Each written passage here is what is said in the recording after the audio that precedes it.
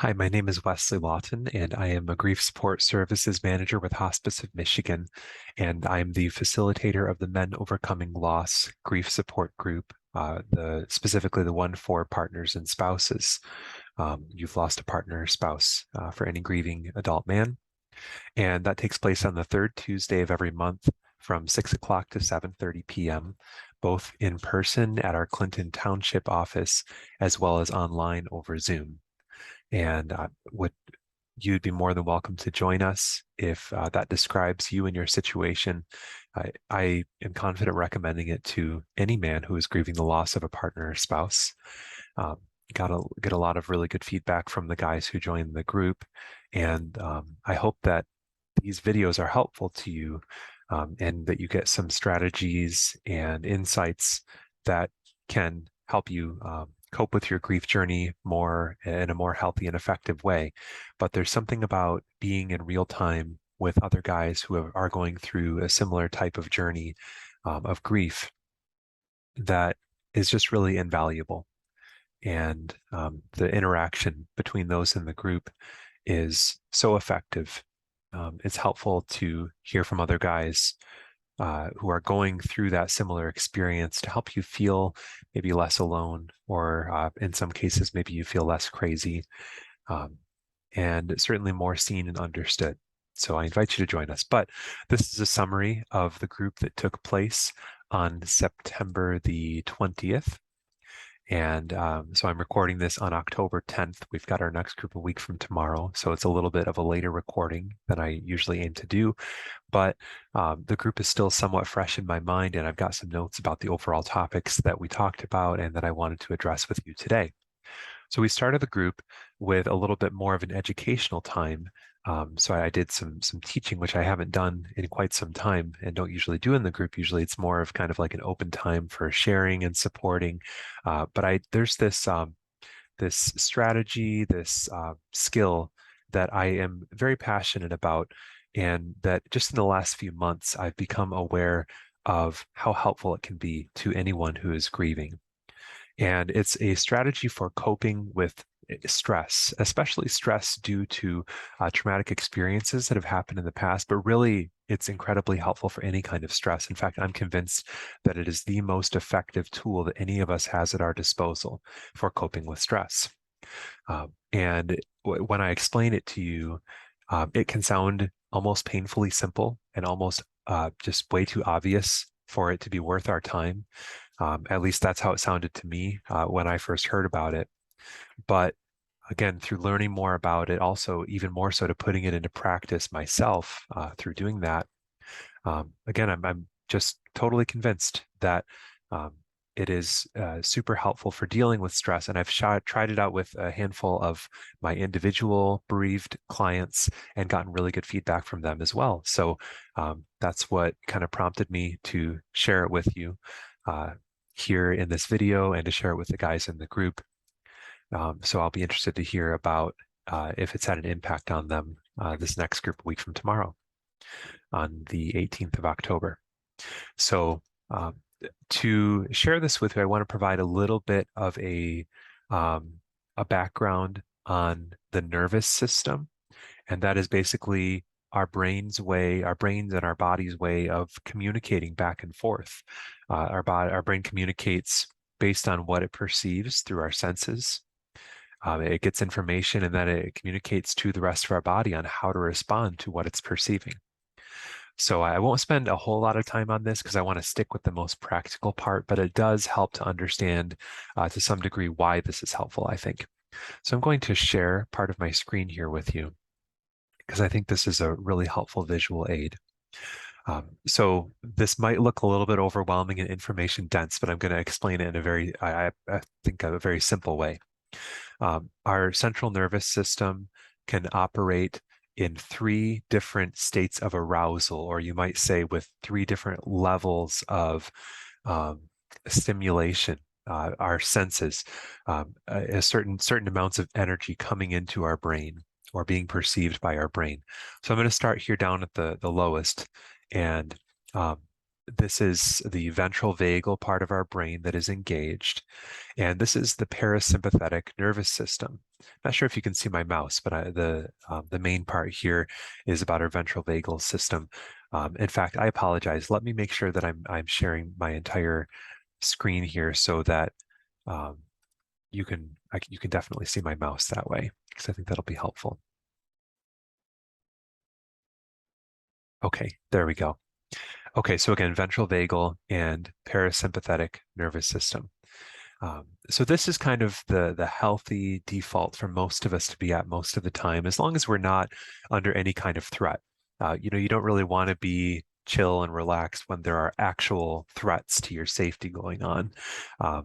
But the rest of the time, which in the modern world is most of the time for almost all of us, really, if we take an honest look. I mean, think about right now as you're watching this video. How much danger are you actually in right now? There's the what ifs of what could happen. I mean, really anything could happen. There could be a huge earthquake right now. There could be a dark storm cloud over my head and I could get struck by lightning. Somebody could jump in through the window and threaten me violently.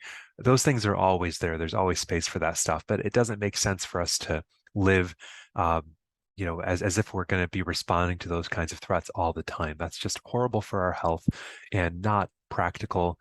Those kinds of things just don't happen in the modern world, at least here in the United States, where I assume you are watching this. And really, in increasingly few places in the world does it make sense to live in this kind of like, I'm ready to respond to these threats all the time, unless you're in some kind of a war situation. So I'm happy to be able to say that. But let me move my, my face up here so I quit looking off to the side. Um, okay, so anyway, down here at the bottom, these are the kinds of things that we experience in this level of arousal in our brain. And we deal with stress when we're in this mode through social engagement, connection, safety, orientation to the environment. So this is really the ideal state. We're able to think most clearly, make the best decisions that we can make.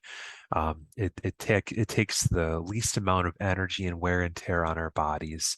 Um, so this is when we sense that there are no threats in our environment. Okay, the next one moving up is the sympathetic mode.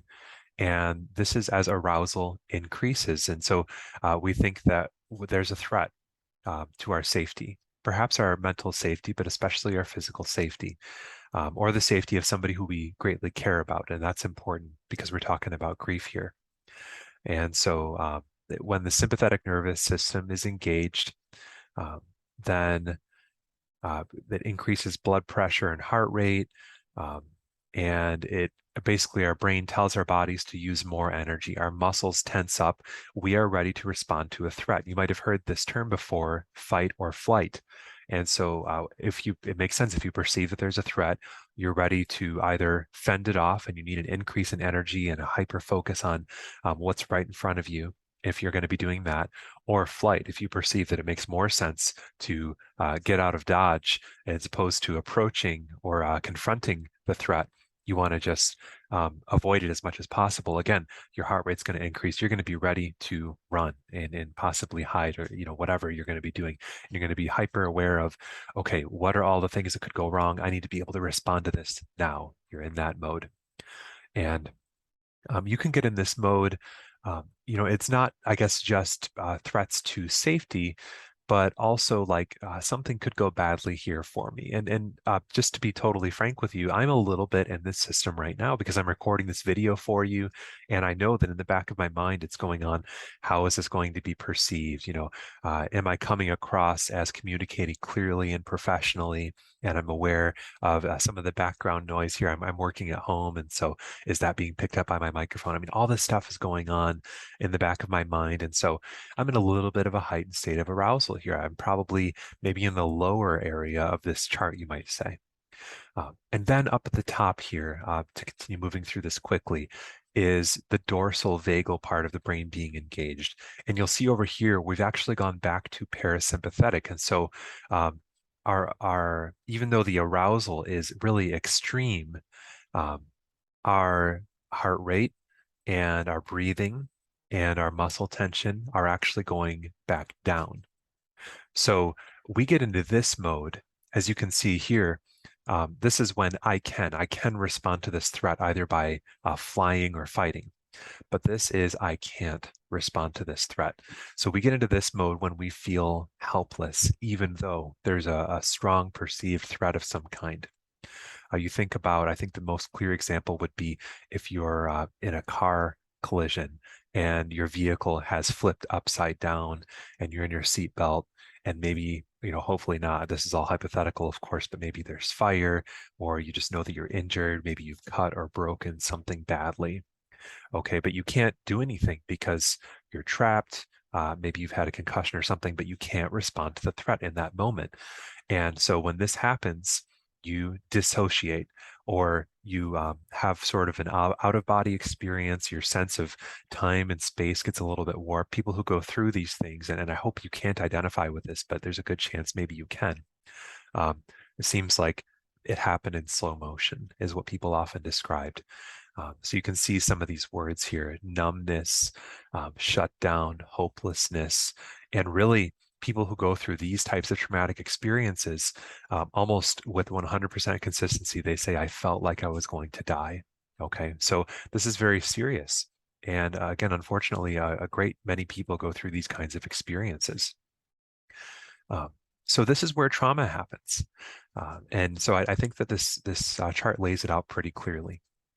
Okay, and so then eventually you deactivate, and I'm not going to get too much into trauma and how that's stored and how flashbacks happen, these kinds of things. I just don't have time, and I want to make the most of the time that your time watching this video, and again stick to the practical stuff as much as I can. But eventually, do come down from whether you get to the dorsal vagal or to the sympathetic part of your brain being engaged, you come down and you could get back to the ventral vagal part of your brain and a little bit more of a healthy, sustainable kind of mode of brain operation.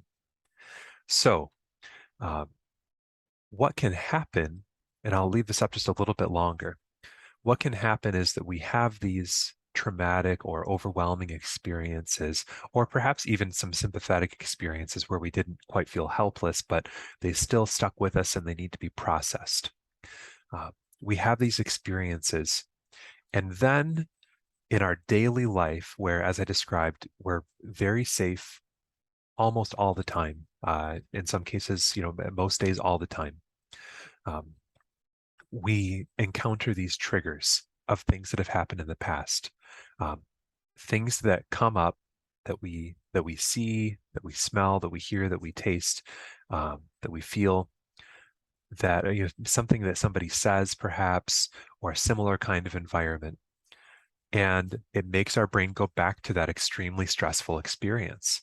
And so your brain starts to get into the sympathetic mode because it's like, okay, last time I was here, I learned that this was a threat.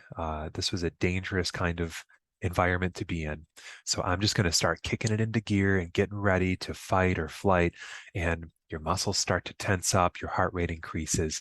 And I'm guessing that most of you watching this video know what I'm talking about, because we all have these kinds of experiences and we've all faced triggers that make us feel this way, even if you are completely safe. So this is what happens. And so the skill that I want to teach you is about how to interrupt that. And perhaps your brain isn't going back to a trigger of a traumatic experience in the past, or perhaps it is, but it's very indirect. Either way, you might just come across an experience where you start to feel really stressed, and you don't have a way of identifying where it's coming from. You don't have some experience in the past that you're connecting it to. I think for those who are grieving, this especially applies to watching your loved one decline or get closer and closer to death. Or perhaps those first hours, days, weeks after the loss, where your brain is really starting to move away from numbness and coming to terms with the fact that she or perhaps he is not coming back, and all of that implies for you. These are really stressful things. I don't need to tell you that. And so as time goes on, our brains can go back there and we can encounter things that make us feel that way. even though perhaps months have gone by or even years have gone by, and you know in your mind that you are adapting to your loss and you do know how to face this XYZ, whatever the experience is that you're going through, but you can still go back to that overwhelmed feeling of those initial days and weeks. Or even though you know that your loved one is at peace and not experiencing any pain, perhaps you find yourself visiting another loved one in the hospital or something, or even just going to the doctor's office for a checkup. And you start to go back to all those times when your loved one who had whatever illness they had was going through some level of pain and suffering. And again, you go into that stress mode because it's like, I've got to be able to help her, um, even though there's nothing you can do to help her because she is at peace as she could possibly be at this point. So um, that's part of the reason that I share this with you. Uh, so the most effective way, and I'm sorry for all of this background, but I think that it's helpful for understanding why this works, is um, the most effective tool that we have for interrupting this is sending the message from our body to our brain, which then communicates back to our body that there is no threat. We can look around, we can use our logical thinking, rational thinking, and understand that, okay, there is no threat to safety for me or one of my dear loved ones. My spouse is not in danger anymore. The way that we do that is actually just by relaxing our muscles. It's just relaxing our muscles. Again, I know that sounds too simple. It's like, okay, if that's all it takes, why can't I do this? The answer is because it takes practice and it takes a little bit of knowledge of how to do that. Um, if you can relax your muscles, which everyone is capable of doing, even though it may take a little practice for some, for many people, it won't take practice. You can do it right away. For some, it might be harder, especially if you've been through some serious traumatic experiences, and especially if those experiences took place in childhood. It might maybe be a little bit harder for you, but you can do it. Everybody's capable of doing it. Um, Here's kind of the key fact to keep in mind. If your muscles are totally relaxed, it is physically impossible for you to feel stress. To me, that's kind of mind blowing. And what that means is that at any given moment, you are 10 to 20 seconds away from being stress free. It sounds too good to be true, but again, through research, through observation and experience, we know scientifically that it's a fact. It can be difficult sometimes to keep your muscles relaxed. And again, it can take practice, but the fact remains that you have it within you to eliminate stress from your life as long as you're not in an actual dangerous experience, right? Again, if that's the case, then you want to get into that sympathetic mode so that you can respond to the threat. But that's not what we're talking about here. We're talking about the other, hopefully 99% of your life, if not more. Relaxing your muscles. So how you can do that, one of the most effective ways that I'm really the only way I'm going to be sharing with you today, because it's going to address the vast majority of times that you're experiencing stress, is by turning your attention to your body. And I'm closing my eyes because that can help, because I know that I'm safe and I'm eliminating, okay, the things that I'm perceiving. And turning my attention to my body and noticing where the tension in my muscles is. So I'll just be very straightforward with you right now. It's a lot in my abdomen. I've noticed through practicing this that that's where I carry a lot of tension. A little bit in my pelvic area and in my shoulders, I'm going to be relaxing. And what you can do is start by just sort of being like a limp fish or a wet noodle, and take a deep breath, and then on the exhale, just sort of lay back in your chair or wherever you are and try to relax as much as you can to start out. And then you can scan your body from your head down to your toes, take some deep breaths, notice where that tension is, and let it go. Simple as that. So, again, I said 10 to 20 seconds because that's really the least amount of time that it takes to be effective. And I'm just going to do it right now, and I invite you to do it with me. So I'm just going to take some deep breaths and count, and I invite you to do the same. You don't have to count, but you can listen to me count. I'll count to 20 and just scan from your head down to your toes. where the stress is in your muscles and release that tension. Before we do, notice as much as you can what your level of stress is. Maybe you'd say on a scale of 1 to 10. Okay, for me right now, again, I'm recording this video. My stress level is probably at about a 5. Okay, so take some deep breaths, scan your body head to toes. 1, 2, 3, 4, 5, 6, 7, 8, 9, 10. Should be about to your abdomen or about to your waist now. And then moving down 11, 12, 13, 14, 15, 16, 17, 18, 19, 20. Okay. Hopefully your muscles are more relaxed. Pay attention to your stress level now, and on a scale of 1 to 10, try to compare it to where you were when I was explaining all of this stuff to you. In fact, let me stop sharing here because I think we're done with that part. Okay. I expect fully that that made a difference for you. It might not have brought you down to 1 or 0, but perhaps it brought you down from a 7 to a 4 or from a 6 to a 2. For me, even though I was not totally doing it myself, I wasn't taking deep breaths and I wasn't as focused on my muscles. Even just counting down like that and thinking about this brought me down from a 5 to probably about a 3. That's a significant difference. So I guess maybe I was overselling a little bit to say that you can be stress-free in a matter of 10 to 20 seconds. But you know what? If you do this often enough, you can get better and better at it and severely decrease your stress. You might be going from an 8 down to a 3, or even from a 6 down to a 1 or a 0. Okay, so that's it. That is the technique. And you can do it anytime, anywhere, just about.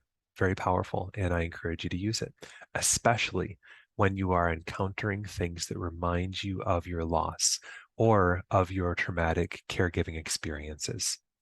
You see where we're at here time-wise. Okay, so especially when you're going to be encountering these things. Maybe you're going to be seeing people that bring your loss to mind in a very vivid way, perhaps being with family or friends who you're used to being with your loved one. It's a great time to practice this a lot. Perhaps you're sorting through possessions and determining what to do with them. That's a great time to practice this. Perhaps you're going to be going to a place, or perhaps a song comes on. These things that remind you so vividly of your loved one and cause you to miss them. It's not going to make your sadness go away, right? Because you still love and miss this important person in your life, and you always will. That the intensity of that can go down over time as you express your feelings. You're still going to need to express your feelings. I'm not talking about avoiding grief. I'm talking about minimizing stress while you grieve. So it is a way of coping with grief, even though it doesn't make the grief go away. In fact, it can make it easier to grieve. It might make some of your sadness and loneliness and these kinds of experiences come up a little bit more clearly, even because you're able to access them more clearly. And that can be hard in a little bit different way than the stress is. But at least that can get you forward on your grief journey and help you in your healing, whereas the stress is just kind of getting in the way. Okay, so that's what I spent the most time on in this group. That's what I'm spending the most time here in this video. I hope that you find that helpful. Another topic that I went over, or that we went over as a group, was one of the guys shared about, he was very excited to share with the group about how he went on, I think it was a 2-day road trip out to Vermont, and his wife always ordered things from a catalog from a store out in Vermont, and she had always wanted to go there. And he just decided, I think it was a special day, perhaps her birthday or their anniversary or something, I don't quite recall at the moment, but he took time to go out to Vermont where they'd never been before and to go to this store. I don't remember if he went the day of, the day after, doesn't really matter. He talked about what a nice experience that was. And his loved one was very vividly in his mind. And again, I'm not going to share details, but I believe maybe he talked with her quite a bit on the trip. If not, that's something he could have done that would have been helpful, or that would be helpful for a lot of people. And it was just sort of it was a sad time, and there were many tears that were shed, he shared, but it was a very beautiful and meaningful experience for him. And I just share that with you again because it was a part of the group, but also because a great example of a beautiful, meaningful uh, ritual that he could do. And perhaps that inspires you to do something that reminds you of your loved one in a meaningful way that allows you to express your grief, but also allows you to feel more connected to them even after they have died. Another thing that we talked a fair amount about was dealing with anger at medical professionals or at people in general. But we talked about medical professionals and how these professionals, doctors and others, specialists, whoever it might be, they maybe miss something. Maybe you feel that they did something that you disagree with. In hindsight, it wasn't the best decision from your point of view. Maybe you felt like you or your loved one were mistreated in some way. And you know what? That happens. Got to be honest about that. Nobody's perfect, and doctors are not exempted from that. And everybody makes mistakes, and I'm not exempted from that. Neither are you. No matter who you are. And of course, the more responsibility that you have over somebody or over a group of people, the more dire the consequences when you make mistakes or when you take a wrong action, an action that turns out to be wrong. We all deal with the unknown, and doctors might make decisions based on, the stats, the odds of what they can see, and it might turn out to have gone a different way. I'm not trying to minimize the pain that you may have been through. I'm just sort of trying to explain it in the most objective way that I can. Yes, this happens. And yes, if that happens to you or your loved one, you have a right to be angry about that. That's an understandable reaction. And we talked about the idea of forgiveness and how, whether it's a medical professional or perhaps a family member or somebody else in your life, maybe they said something hurtful to you or they weren't there when you feel they should have been. In a lot of cases, you feel like you've sort of got them by like a leash that you're holding on to. We talked about how in a lot of cases, they're going about their daily lives not knowing what you're feeling and not knowing about the anger and the bitterness you have towards them. And it's really affecting you a lot more than it's affecting them. And really, you've kind of got yourself by a leash. And how forgiveness, we didn't talk about this too much, but how forgiveness, which can be a very difficult thing, and that might be something that we address more in a future group, but forgiveness is the act of freeing yourself, not the act of freeing them. You never have to say that what they did is okay. And you can still perhaps pursue action against that person. Not so, I mean, I hope not in a way of revenge, because I don't believe that really helps people feel that much better, but in a way of hopefully preventing them from making similar mistakes in the future. So it's not about forgetting what they did or letting it go necessarily. It's about allowing yourself to move forward with your life. And we talked about how it's important to express that anger in a way that is not destructive through talking about it, through doing something physical like exercise or some creative activity, making something, fixing something. These things can help.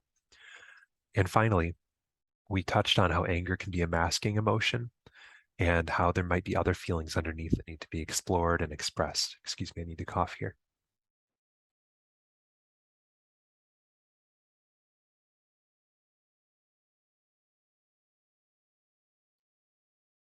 Kind of dry air this time of year. Maybe it's pain, maybe it's loneliness, maybe it's disappointment, maybe it's sadness, maybe it's guilt. There could be a number of things there that might arise as you express your anger in a way that's healthy. And those things need to be addressed too. This is especially true for men because so many of us learn socially that anger is a feeling that is acceptable for men or for us as little boys to express more than other types of emotions that might make us seem weak in some way, or perhaps are associated with being effeminate or something. Some I know for some people it's even great happiness expression can be tampered down for boys or for men, and that goes for just about every other feeling too, unfortunately. So we might be more likely to go to anger when there are other feelings there as well. And finally, that leads into the last topic, which we really just touched on at the end.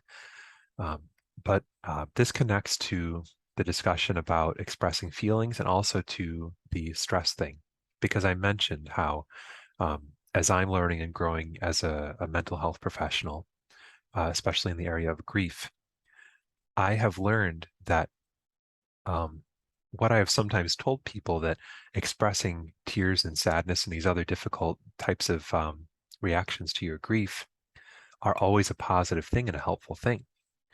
But what I've learned through understanding more about stress and the way that our brains and our nervous systems respond to stress is that if you are fighting against your feelings, fighting against your tears, trying to push it all down, and yet it comes out anyway, that is not a helpful practice. That does not get you forward in your grief. In fact, that can make things worse. Just because your feelings are eking out of you or exploding out of you, if you're resisting it, that's not helpful. What is helpful is learning to allow the feelings and to express them willingly, to sort of ride that wave of emotion that is washing over you. That is what moves you forward in your grief.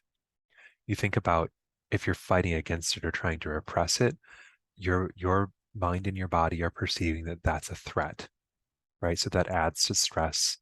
That adds to your difficulty to express those feelings in the future. So understanding that these things are normal and necessary, and allowing the feelings to be expressed, doesn't have to be in a public place. I mean, sometimes that happens, and it can be inconvenient at times. But even if it's alone in a place where you feel safe, but allowing those things to come out over time, that is perhaps the most healing central thing that you can do in your grief. Okay, and we talked about how that's much easier said than done, especially for men. Um, so we'll be talking about that more in the next group, I'm sure. Thank you for your time. This is a longer time, a little bit more information heavy, but I hope that it was worth it. I hope that you find these strategies and these insights to be helpful. Again, third Tuesday of the month, 6 o'clock to 7:30 p.m. You can contact me. Actually, go to our website at hom.org. That's Hospice of Michigan, hom.org. And up at the top, you can click grief support. And from there, it's easy to navigate to information about all of our groups, including Men Overcoming Loss, Partner or Spouse. If you have difficulty finding it, you can also just enter into Google or whatever search engine, Hospice of Michigan Grief Support, and you'll be able to find it easily that way. So again, thanks for your time. Hope you'll consider joining us, and the rest of your day goes well.